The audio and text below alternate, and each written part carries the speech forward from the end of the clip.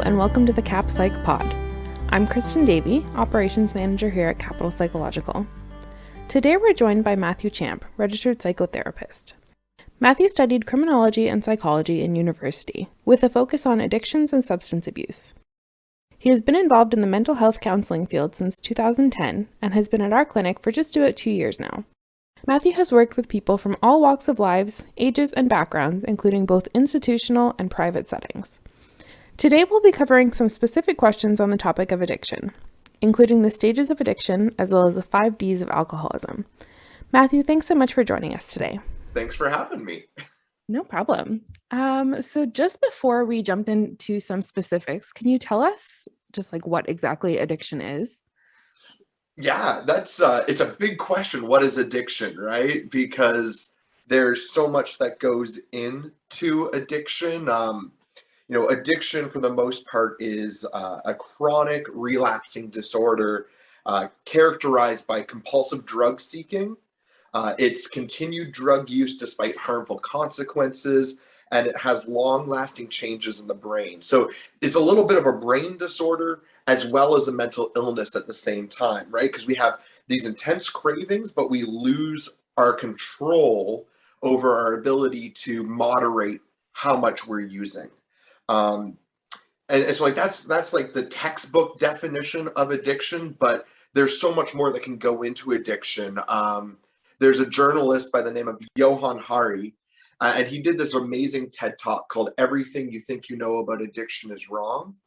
Have you heard of that TED Talk, Kristen? I haven't, no, but that's definitely something that I can link because I always do like a write-up of all of the podcasts that we do, so I can definitely link it on there if anyone's interested. Perfect, because it's fantastic. He talks about addiction being a lack of community, a lack of support, a lack of resource, because addiction oftentimes is steeped in shame, it's steeped in stigma and avoidance and isolation. So ultimately, whether we're talking about addiction to substances like cocaine or alcohol or, amphetamines, like other amphetamines, he would be looking at this going, well, let's talk about addictions to things like sex or screen time or phones. For some people, it's addiction to food or to working out and exercise, because we can technically become addicted to almost anything. And ultimately, addiction is when we separate ourselves from our community. So it's a really interesting concept that he talks about there, where he kind of takes the textbook definition of addiction and he expands on it by bringing community and our need as a society to really help each other out into the picture. And it's a really interesting TED Talk to explore what addiction is past that textbook. That's interesting. Whenever I hear addiction, I never think of like the phones or anything like that. Like in my head, it's always drugs or alcohol. So it's interesting that you bring that up. I'm sure a lot of people probably feel the same way. Oh, absolutely. And, we live in a world now that is so, like our phones are so important to us, right? Like we go everywhere with, like, when I leave the house, it's always like, okay, I got my phone, I got my keys, I got my wallet. Yeah. 10 years ago, it was, I got my wallet and my keys. And in the last 10 years, even, we've gotten to the point where we're so dependent on having our phones, when we get into situations where we're bored, we pull out our phones. Like we will sit on a bus and we'll sit there on our phones rather than engage with the world around us. And same thing I see, like you go to the mall, or not in the last 2 years, obviously with COVID, but you go to like the mall and go to a food court and you see people off in their little corners, like all at their tables, and they're just all on their phones. And so, addiction ends up becoming that compulsive seeking for that dopamine release. And we can get that through anytime our phone goes off. We get that through that burn that we get at the gym. We get that through anything really that's not just alcohol or drugs. So I'm glad we were able to actually touch on that, because it wasn't really until the last 10 years that we started seeing people being flagged as having screen addictions and phone addictions, and even over the last 20 years, like pornography addictions. And with the advent of the screen and the internet, that's made those types of addictions even more prominent in our day-to-day society. Right. Definitely. So can you walk us through the different stages of addiction? Yeah, absolutely. Because let's not actually call it the stages of addiction. Let's call it the stages of use. Okay. Because addiction is only one stage in the stages of use. Okay. If you were to ask, like if you were to Google what are the stages of use or stages of addiction, you're going to find people will often say that there are 4 stages. They'll say experimentation, regular use, high risk use, and then addiction. I think that we should actually be breaking it down into about 6 steps. There's 6 stages really that I think that are out there, because we have to recognize that not everybody is a user, right? So if we're talking about stages of use, we have to start with the first stage is non-use. Some people don't drink alcohol. Some people don't smoke marijuana. Lots of people don't smoke cigarettes or use cocaine. So we do have to start off with that non-use stage, because that is number 1. And then from there, the first reason that people typically start to use is they experiment with something, right? So, they either hear about it from a friend, or they see it in, whether it's media or with marijuana recently being legalized in Canada, suddenly it's like, oh, well, there are now stores on every single block that I can go and try this. Multiple stores on every single block, yeah. I know that not everybody here might be living in the Ottawa area, but it's so funny. If you go down like Richmond Street through Westboro, there is literally a block where there are 4 pot shops within a block, and a shop where you can go get your like bongs and rolling papers and vape stuff across the street. Oh my God. Like, how do you all stay in business when you're in direct competition with each other? Well, yeah, even like close to the office on Hazeldean Road, there's like, I think 3 strip malls in a row that have a shop in them. It's like, oh my God. I have to drive through Bell's Corners to get here, and it's funny because you're now driving past more pot shops than you are beer stores or liquor stores. Yeah, exactly. But seeing all those pot shops leads to that curiosity, right? So why do people start to use? Is they start to use because they're curious. No one ever picks up a drug or a substance and goes, I can't wait to be addicted to this, right? So we start with that idea of, I'm just going to try it and see how it makes me feel. And usually experimentation, then before even leading into like regular use, it goes into social use. So a lot of times, you go and you try a substance. Maybe for a teenager, it's trying alcohol. Maybe for someone else, it's trying pot, or, maybe even someone's trying like MDMA or cocaine or speed or another street drug. And at first it starts off as kind of like a fun thing to do. So when is it fun to do? Well, when we're being social. So drinks at parties, smoking weed with your buddies. When you're at a party, cocaine is sometimes that bump that people use just to get them through the next hump of, I can now go and have 5 more beers. And so while that might be a binge, and we'll talk about binge when we talk about abuse, someone might actually just put that binge into social use. So they're only using or only binging when they go to a party. And that might be very rare. For others, like there are some people that I'll work with who go to parties like every single week, and that's where their main drug use is. And so it's no longer social as much as we step into the next stage of habitual use, because now it's like anytime I go to a party, I'm using it, and I'm going to parties all the time, or I'm having a drink every single night with dinner, or I'm smoking weed every single night before I go to bed.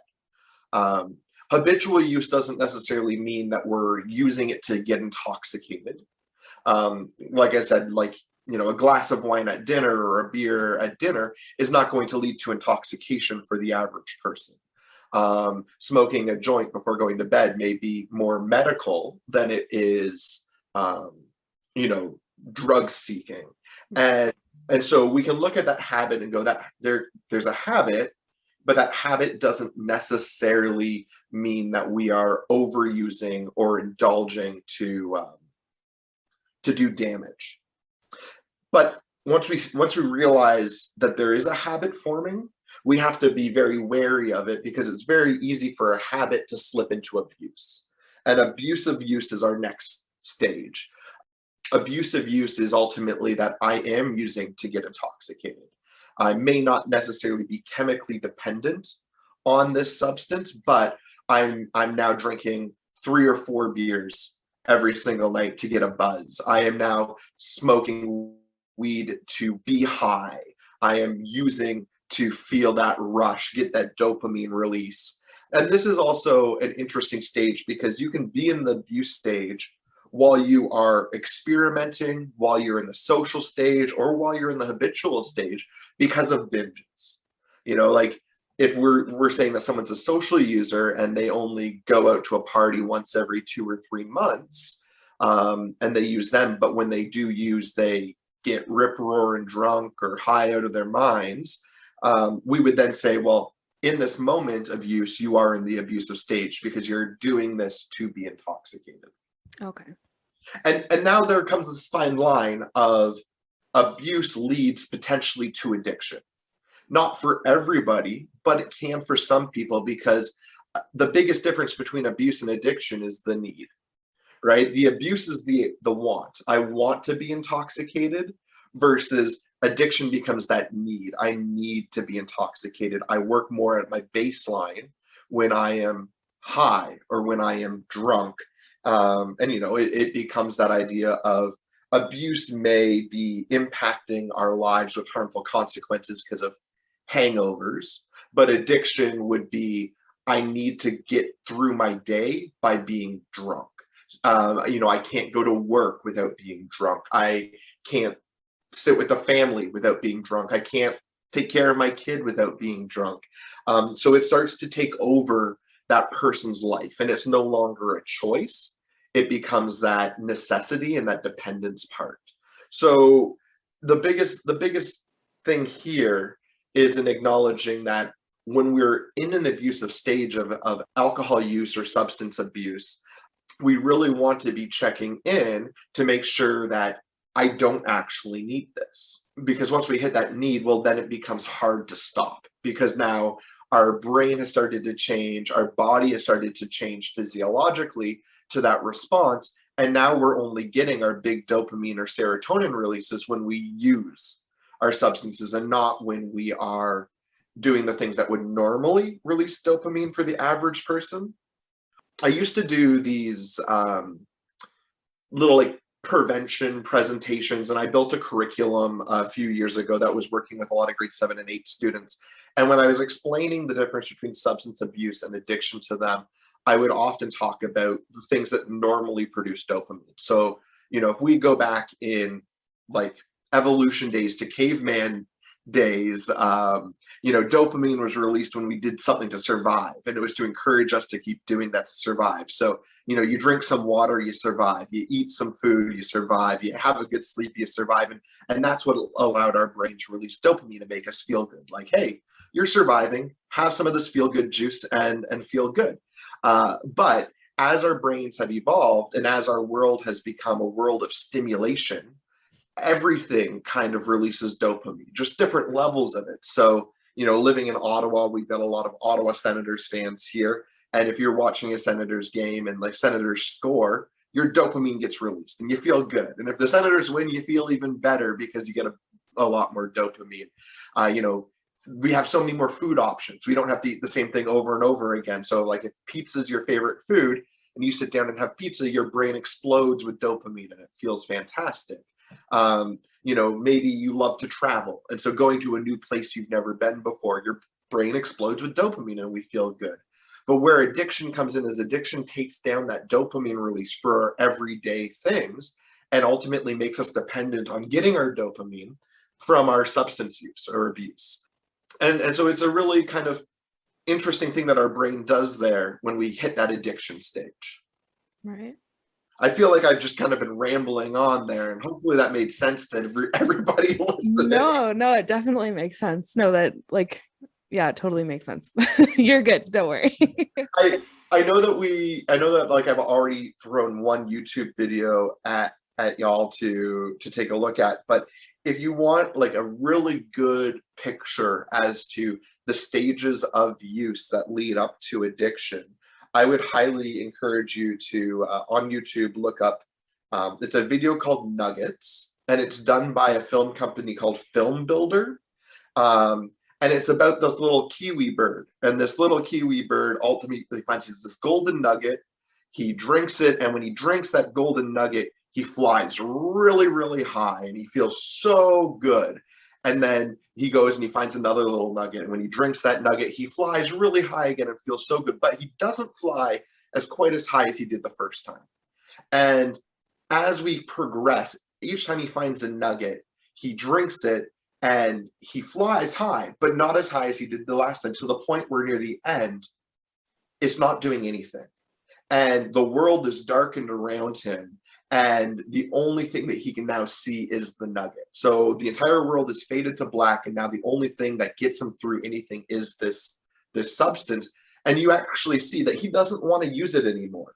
But he doesn't have a choice at that time, because without it, there's nothing. And it's a very sad, depressing little cartoon, but it's so fascinating in its simplicity that I encourage pretty much anybody to watch it if they want to have a good understanding of what addiction looks like to an addict. For sure. And I'll link that on the blog post as well, so people can find it easily. Perfect. Okay, so one last thing before we run out of time here. I've heard you talk about the 5 Ds of alcoholism. Can you just kind of walk us through what those are? Yeah, absolutely. 5 Ds, I talk about the 5 Ds a lot with clients because the 5 Ds are simple. And a lot of times when we're doing recovery work with addicts, it seems very complicated and complex, because ultimately the emotions are complicated and complex. The state of mental wellness is complicated and complex. So I like to do something very simple to start, which is acknowledge 5 different ways to manage cravings without it being too hard. And the first one, and having them all start with D is fantastic because it makes it a little bit easier to remember. And if you're a client of mine, I'm sure you've heard me mention the 5 Ds before. The first one I actually want to focus on is not usually the first one I talk about with clients, but that's deep breathing. And the reason that I bring up deep breathing first is I believe that therapy is a huge piece of learning mindfulness for oneself. And I think that mindfulness is probably one of the biggest things that our society has kind of thrown behind, because we're all either future oriented or past focused. And mindfulness is ultimately bringing ourselves back into the present, bringing ourselves back into the now. And when it comes to addiction, a lot of times, like I mentioned earlier, there's a lot of shame built around addiction. There's a lot of stigma and taboo around it, where people automatically assume the worst in someone when they hear the word addiction. And so by deep breathing, what that does is it allows the person not to be focusing on the past or the future, but to be focusing on the present, because deep breathing helps us slow down our hearts. And when we slow down our heart, what we're doing is we're slowing down how fast the blood is rushing through our body. We're slowing down our stress response by slowing down our heart. So, taking the time to sit down, close your eyes, do that deep breath in through your nose for 5-6 seconds, hold it for a couple of beats, and then an exhale through your mouth for about 5 seconds as well, and then a hold before repeating, is going to allow us to focus the mind, focus our energy for actually managing the cravings. So deep breathing is very important. It's the first D in those 5 Ds. The second D that we need to kind of then put into play is delay. Can we delay our craving? So perhaps, you're someone who is what we'll call a functional alcoholic. And a functional alcoholic would be someone who can go to work, they have a job, they have a family, they've got other things going on, but when they are not doing those priorities, they are drinking. And drinking to a state of intoxication. So, maybe it's that they get home from work every day at 4 p.m. and their first beer is cracked at 4:05.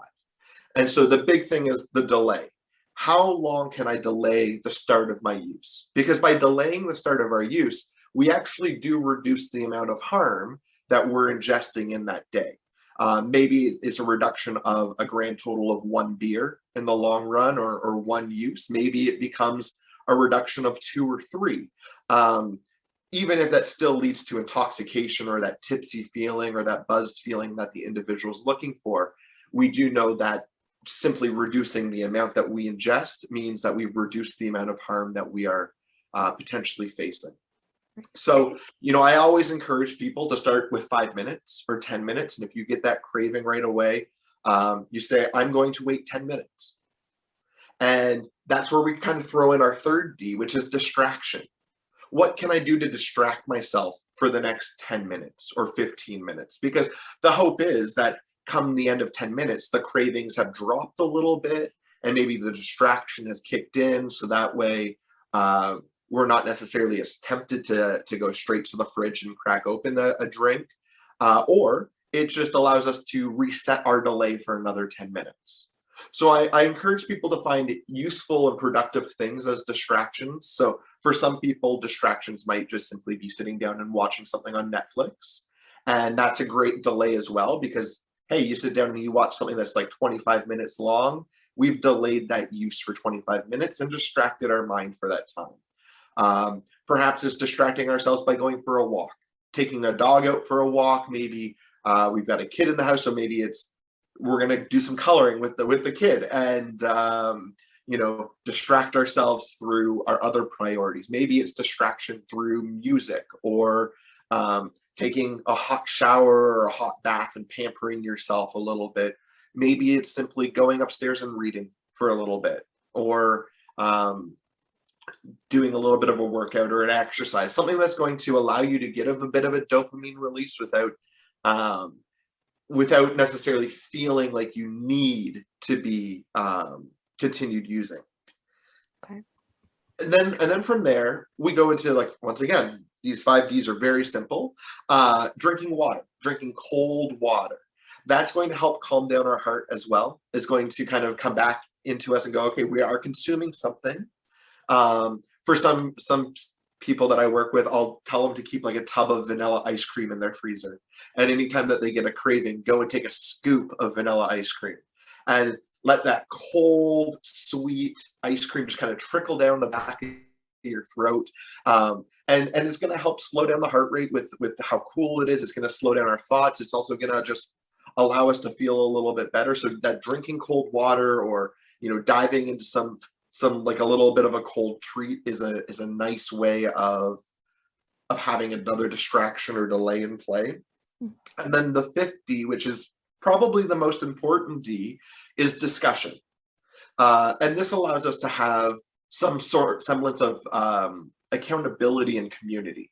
Because if we go back to that, what is addiction? And we say, well, addiction is the absence of community. Well, how do we combat addiction then? We build ourselves up with support network. We build ourselves up with people who aren't going to judge us for having a substance abuse problem or an addiction issue. We have a support network that I've got a big craving. I've just tried distraction, delay, deep breathing, and drinking water or eating a little bit of ice cream, and I'm still feeling this intense urge or this craving. Well, who do I have that I can call? Who do I have that I can send a text message to or an email to and say, hey, I'm struggling right now, and I could just use an ear or use someone to just to know what I'm going through, because that gives us that little piece of accountability to know that other people are invested in our wellness as well. And this is why, if you think about resources like Alcoholics Anonymous, for example, the sponsor program is such a huge part of that program, because it's about, hey, you have a craving. It's hard to deal with this on your own. You've now got someone you can call. You've now got someone who can help talk you off the ledge. And you've got someone who's got that lived experience to be able to help talk you off the ledge. Right. So very simply put, we do deep breathing, we delay, we distract, we drink cold water, and we have discussion. And that's the first really simple steps in managing our cravings when it comes to substance abuse and addiction. I was going to say if that makes sense, but I know it makes sense. It definitely makes sense. Yeah, absolutely. Perfect. Okay. That's a great great start. I'm sure we could circle back and talk about this for hours. Oh, absolutely. Like, we could sit here, gosh, we could do a full like podcast series about different steps and stages of addiction and managing it and different stigmas around it, different resources as well. Um, I do want, I know that was like the big last question you had for me. I do want to give some resources Yeah, to absolutely. anybody that's listening around addiction, or substance abuse issues. So, you can obviously reach out to Capital Psychological, because I'm not the only person here that has a background in working with people who are living with addictions. And I don't think wait lists are super, super long here. I'm not Nope. 100% sure. No, right now there are some therapists that can take people on pretty soon. So that's always good. Okay, that's fantastic. Now, we also have to recognize that therapy is expensive. And for those that are living with addiction, usually going hand in hand with addiction is financial issues as well. Right. Which actually, side note, and I'm sorry I get distracted sometimes when I think of things. When we were talking about all the different things to become addicted to, we totally forgot gambling. Oh, yeah. Right, which is huge. And it's hard for someone who might be living with a gambling addiction to be able to go, well, can I afford therapy to focus on that when all of my money has gone into this? Right. So there are a lot of other resources that I want to give that are out there. I believe that our duty as therapists, and mental health workers, is to ensure that our clients are better off after we've talked to them than before that we've talked to them. And part of that also means understanding the financial pressures. So Ottawa has a number of really great resources for people who are living with addictions. Outside of Alcoholics Anonymous or Smart Recovery, which are both support groups.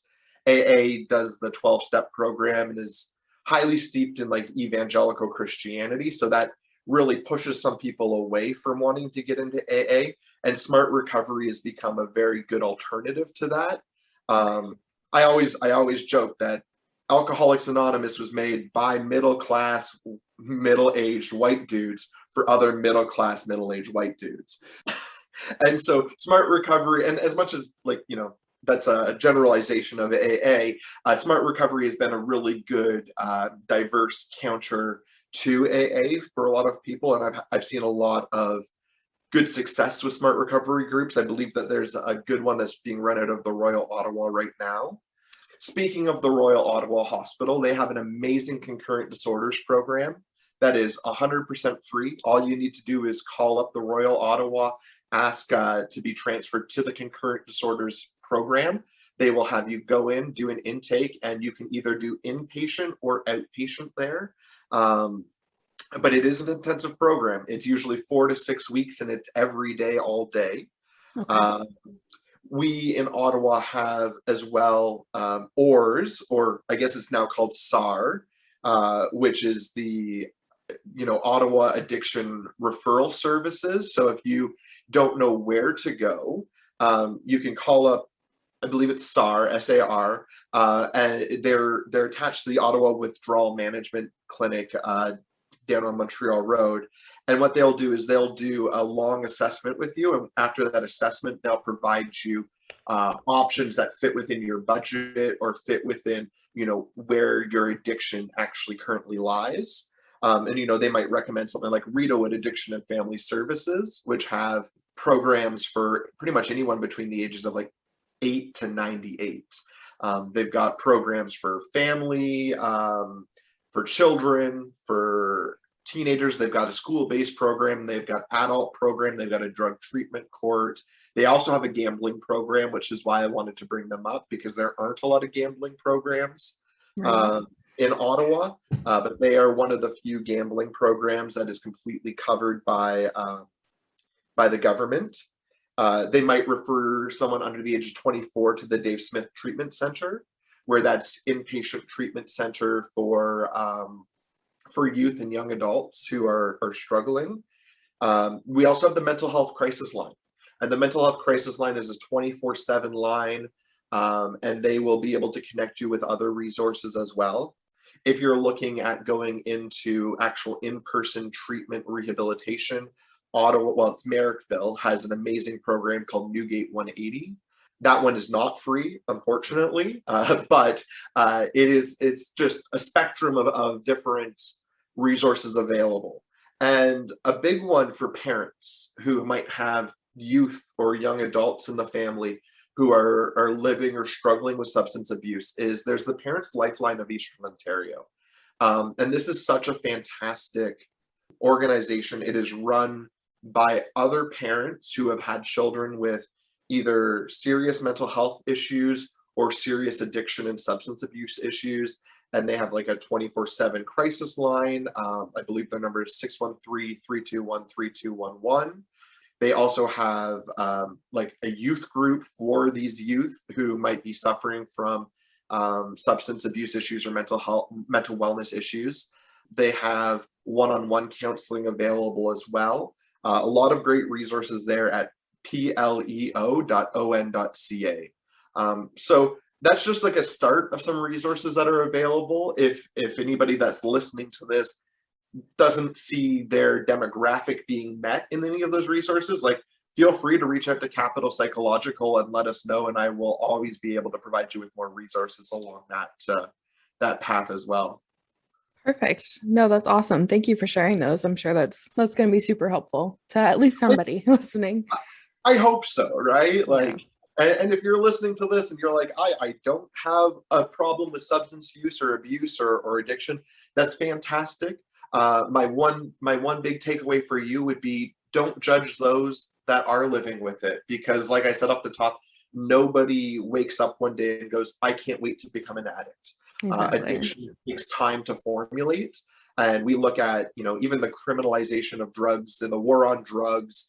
And there are a lot of political reasons as to why drugs have been criminalized and not a lot of good health reasons as to why drugs have been criminalized. So it's really important to remember that these are people who are living with, health issues. And, it's interesting. I've used the word addiction and addict a lot today, but I'm usually very hesitant to use that word because of the stigma that comes with it. Like I don't like using the word relapse either, because relapse is a word that ultimately means, okay, well, we're back to zero.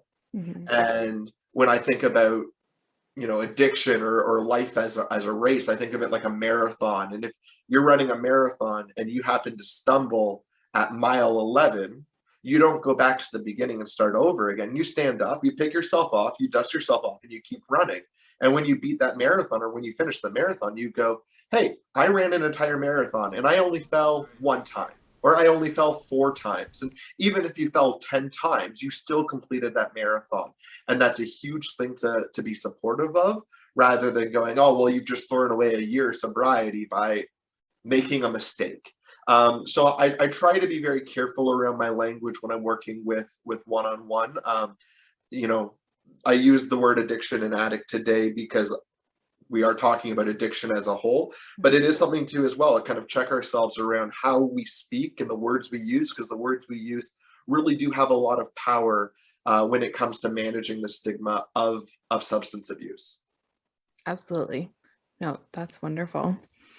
It looks like that's about all the time that we have for today. So thank you so much again for coming on. I am sure this is going to be really helpful for quite a few people that are listening. Well, my pleasure. And if we ever want to go more into different parts of addiction or any specific types of addictions, I hope we get a chance to talk again. I will hold you to that. I'm sure we'll have you on again. All right. Thank you. All right. Thank you. Like Matthew said, if anybody needs any more information, they can definitely reach out to our office. Our website is www.capitalpsychological.com. You can also reach us on there if you wanted to book an appointment with Matthew or any of our other therapists.